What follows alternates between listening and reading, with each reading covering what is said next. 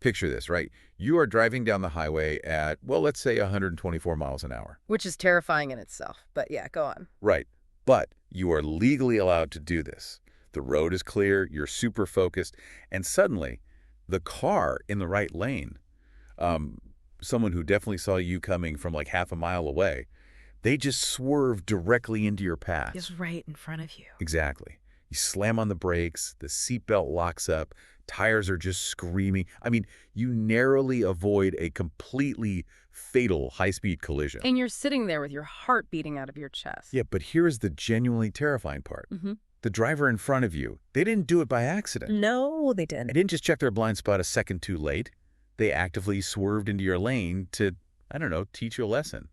And today, we're figuring out exactly why they did that. Yeah, because it forces us to confront this really uncomfortable reality about human behavior. I mean, we tend to view modern infrastructure as just purely functional, right? It's getting from A to B. Yeah, exactly. A road is a tool for transport. The vehicle is a machine to cover distance. But the moment you introduce human psychology into that enclosed, high-speed environment, The functionality just vanishes. it completely vanishes. The whole system changes. And that is exactly our mission for this deep dive today. We have this source material stack that is just tailored perfectly for you, the listener, especially if you really want to understand the absolute darkest corners of everyday human interaction. It gets pretty dark. Oh, it gets so dark. Okay. We are unpacking a fascinating dialogue from a piece called Die Psychologie des deutschen Autofahrers, which translates to the psychology of the German driver. Right. And it's a great piece because it blends these on-the-ground observations from an author who has spent, over a decade navigating roads all over Europe alongside this clinical behavioral analysis from a police psychologist. Yeah, psychologist Brandt. Exactly. And the mission today is basically to look at the car not as a mode of transportation, but as, well, a weaponized stage for suppressed power. Okay, let's unpack this right out of the gate because our author, they come out swinging immediately. They really did. They introduce this concept of the social vein, or just basic human courtesy, and they claim it evaporates literally the second a driver turns the ignition. Just gone. Gone. And the author drops this staggering estimate that like 90% of German drivers exhibit selfish, potentially malicious behavior on the road. Now, I have to challenge that number right away. It's a high number. It's absurdly high. From a mathematical or even just an evolutionary standpoint, a society where 90% of people are actively malicious predators, it would just collapse. It sounds entirely hyperbolic. Well, statistically, a continuous state of 90% malice is, it's impossible. You are absolutely correct. Right. But I think police psychologist Brandt focuses less on the quantitative accuracy of the author's frustration and more on the, the structural reality that creates that perception in the first place. Okay, so where does that perception come from? Brandt argues this feeling of ubiquitous malice stems from what he calls the protective bubble. The protective bubble. Yeah, so when you step into a vehicle, you are no longer a pedestrian navigating a shared physical space. The sensory inputs that usually govern human empathy, like eye contact, the sound of breathing, those micro-expressions of hesitation. Or like an apologetic nod. Exactly. Right. All of that is entirely severed by tinted glass and soundproofing. But I mean, sensory deprivation alone doesn't create malice. Like if I put on noise-canceling headphones and sunglasses and I just walk through a grocery store, I might bump into someone, sure, but I don't actively try to run them over with my shopping cart. No, you don't. But because in the grocery store, the physical proximity still forces a baseline of vulnerability, right? Okay, yeah. The protective bubble of the car fundamentally alters your vulnerability status. Brandt notes that this separation by heavy machinery, it doesn't just block out the noise of the road, it blocks out the humanity of the other drivers. Wow. You literally stop perceiving the vehicle next to you as a capsule containing, a stressed father or tired nurse. They're just a machine. Right. The human brain, operating at these high speeds and stripped of all those empathic cues, reduces that other vehicle to a simple geometric obstacle. It is a structural shift in cognition. The social contract requires mutual vulnerability to function, and the car just eliminates that vulnerability. I see the mechanics of that. Yeah. The car's cabin basically strips away all the consequences of social friction. You know what it genuinely reminds me of? What's that? The architecture of the early internet. Oh, that's a really good comparison. Right. Think about a completely unmoderated message board When human beings operate behind an avatar, and they're completely divorced from any physical retaliation or social shaming, the baseline rules of civilized engagement just evaporate. Absolutely. You end up projecting an aggression that you would never ever display if you were standing face to face with someone. It is the exact same mechanism, just transposed into physical space. The anonymity of the road breeds this temporary, socially sanctioned form of, well, sociopathy. Which asks a deeply uncomfortable question of you, the listener. Like, have you ever felt that? No, I have. Oh, definitely.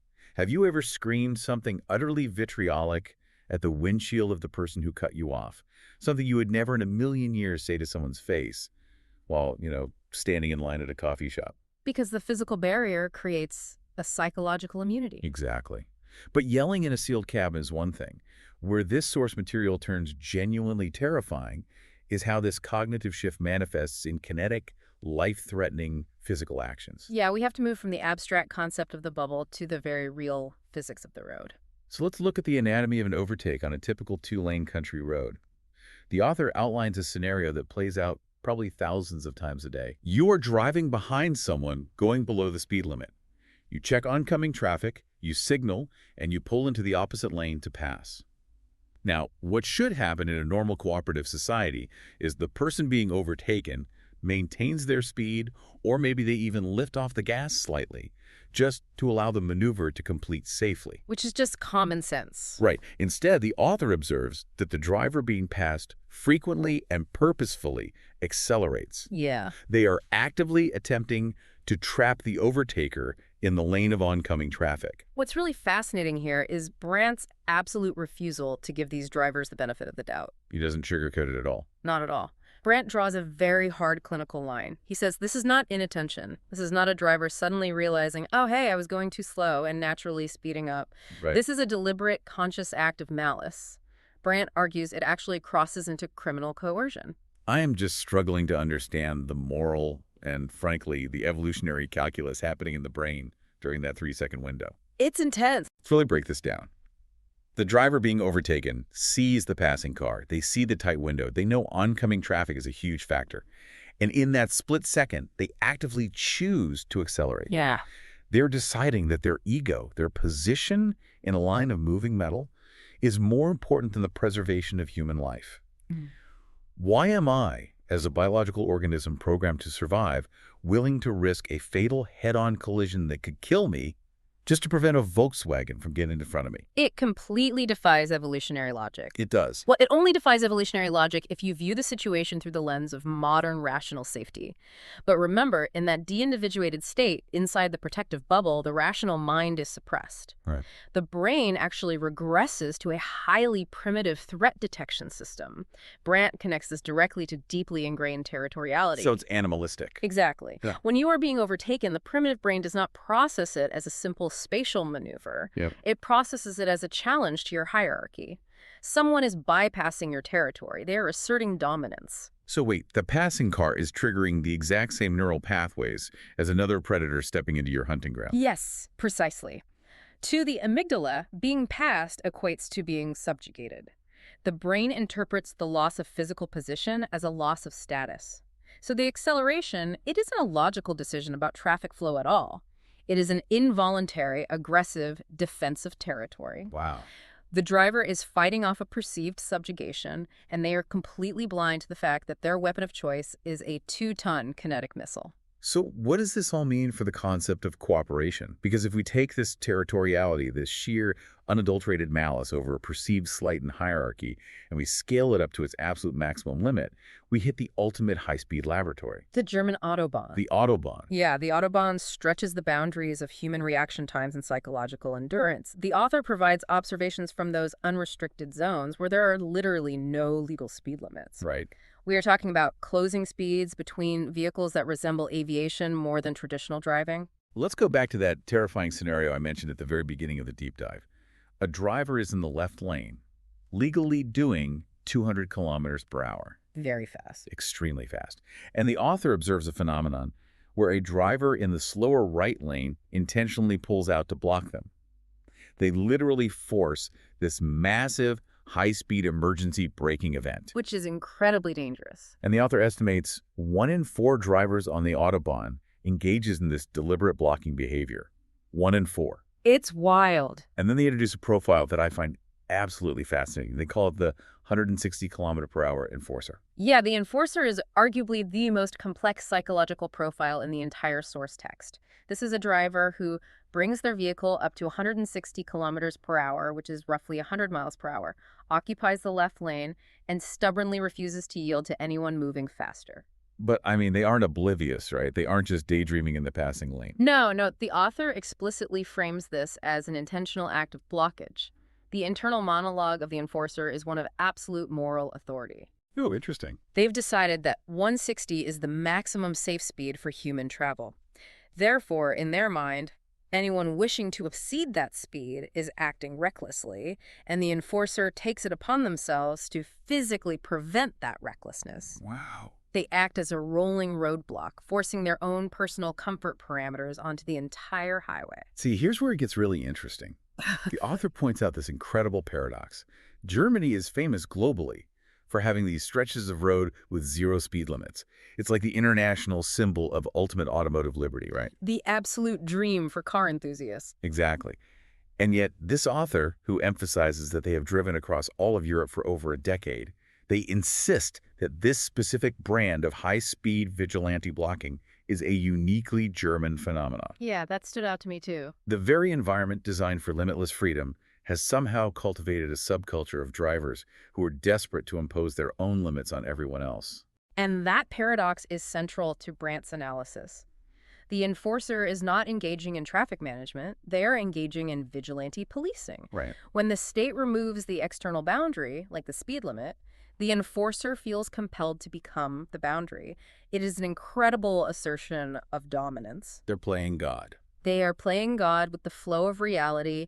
They look in their rear view mirror. They see a machine approaching at immense speed. And their psychological response is literally, I will subjugate your momentum to my will. I want you, the listener, to tap into the visceral memory of this for a second. Yeah. Think about the last time you encountered a pace car in the fast lane.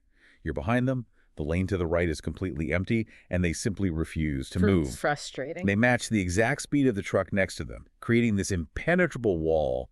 Think about the instant hot flush of fury in your chest, that powerlessness. You are physically trapped by someone else's ego. Exactly. Now, multiply that feeling by a factor of 10, and imagine it happening when you are legally executing a high-speed maneuver on the Autobahn, and they deliberately weaponize their car to assert dominance.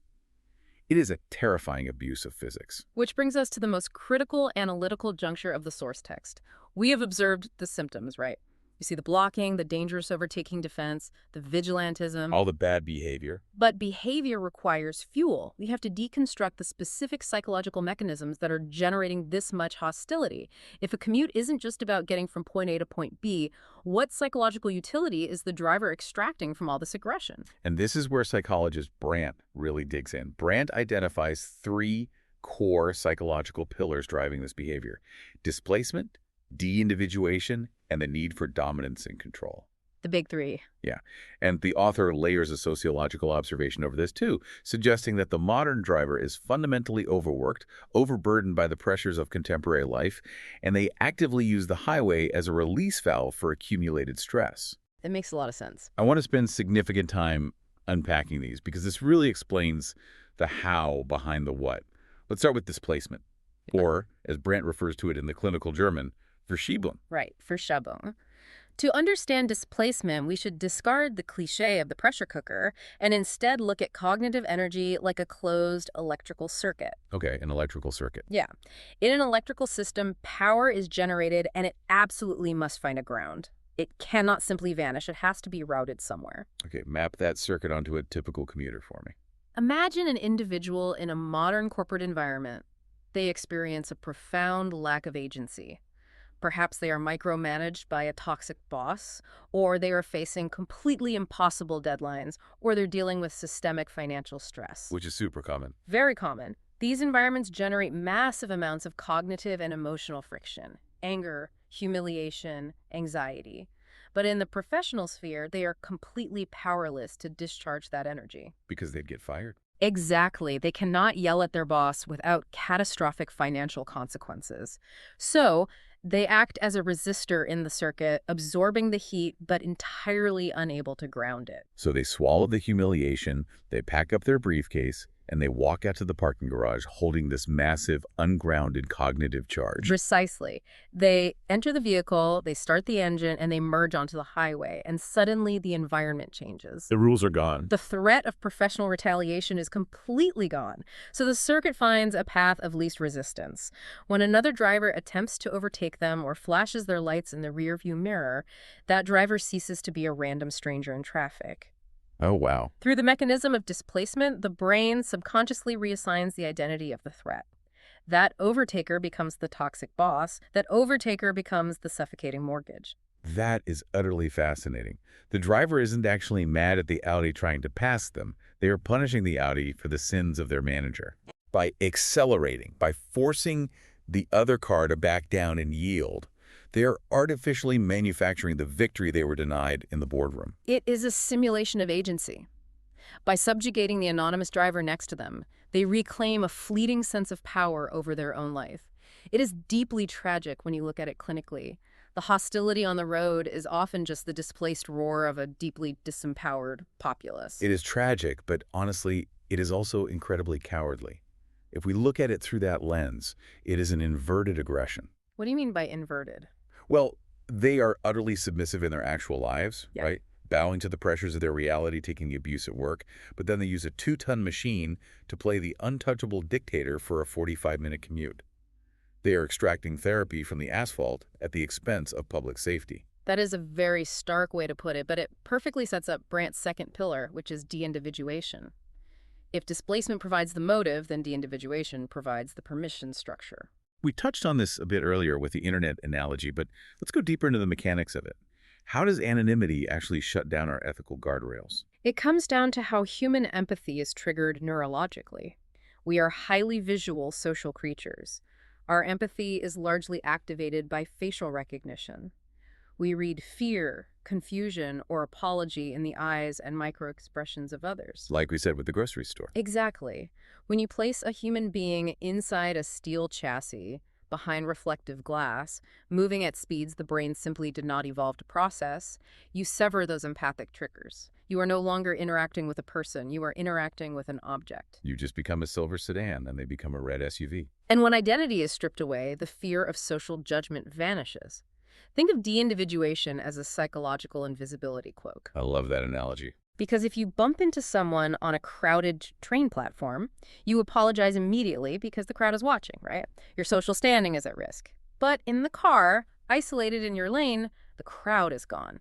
The invisibility cloak allows the driver to execute acts of petty malice, like blocking a lane or aggressively tailbraking, without the immediate shame that normally regulates human behavior. Wow. The environment suppresses the empathy that would normally override the displaced anger. So we basically have a stressed-out driver displacing their workplace rage, completely cloaked in the anonymity of a steel box. That's the recipe. And that brings us to the final and I think most explosive psychological pillar Brandt outlines, the need for dominance and control. Because if displacement is the why and de-individuation is the how, this feels like the ultimate goal of the behavior. If we connect this to the bigger picture, the need for control is really the defining pathology of the aggressive driver. Brandt suggests that for individuals experiencing a deficit of control in their broader lives, the automobile offers an intoxicating substitute. A substitute for control. Right. We rarely think about the physical sensation of driving analytically, but it is an experience of supreme, immediate obedience. Right, because you press your foot down an inch, and hundreds of horsepower respond instantly. You barely turn your wrist, and a massive physical object shifts trajectory. The car never argues with you. Never. It's an extension of your physical will. And it delivers an immediate dopamine hit of mastery. Now, take that sensation of total mechanical control and project it outward onto the social environment of the Autobahn. This is the exact mechanism driving the 160-kilometer enforcer we talked about. Right, the vigilante. When the enforcer pulls in front of a car doing 200 kilometers per hour and forces them to brake, they are doing something profound. They are physically altering the trajectory of another human being's life without their consent. They're literally reaching into another person's reality and pulling the emergency brake. Exactly. For that brief, terrifying minute in the passing lane, The enforcer is the absolute master of the environment. They dictate the pace of reality. For someone who feels marginalized or powerless in the chaotic modern world, that ability to force another human to yield to their parameters, it is an addictive, intoxicating surge of dominance. They are not enforcing speed limits, they are consuming power. Man, that reframes every single bad commute I've ever had. We aren't driving in traffic. We are participating in a massive high-speed psychological experiment in power dynamics. That's one way to look at it for sure. But to be fair to the nuance of the source material, the author doesn't paint every single driver with this brush.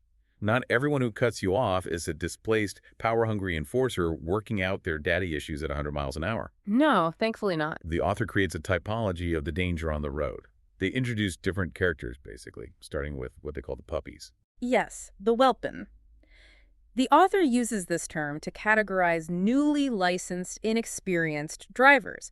These are the people who, drift into your lane, they hesitate at roundabouts, or they brake completely unpredictably. But the critical difference here is intent. Precisely. The puppy is a hazard, definitely. But their danger is rooted in cognitive overload, not malice. They are overwhelmed by the sensory demands of the machine and the environment. They're just trying to survive the drive. Right. They aren't trying to dominate you. They're just desperately trying not to crash. And the author points out a fascinating social phenomenon regarding these specific drivers. Whelpenschutz, or puppy protection. Yes, puppy protection. When we see the L plate or the student driver sticker, or even if we just notice someone gripping the steering wheel with white knuckles looking utterly terrified, society tends to grant them grace. We usually do. We back off. We give them space.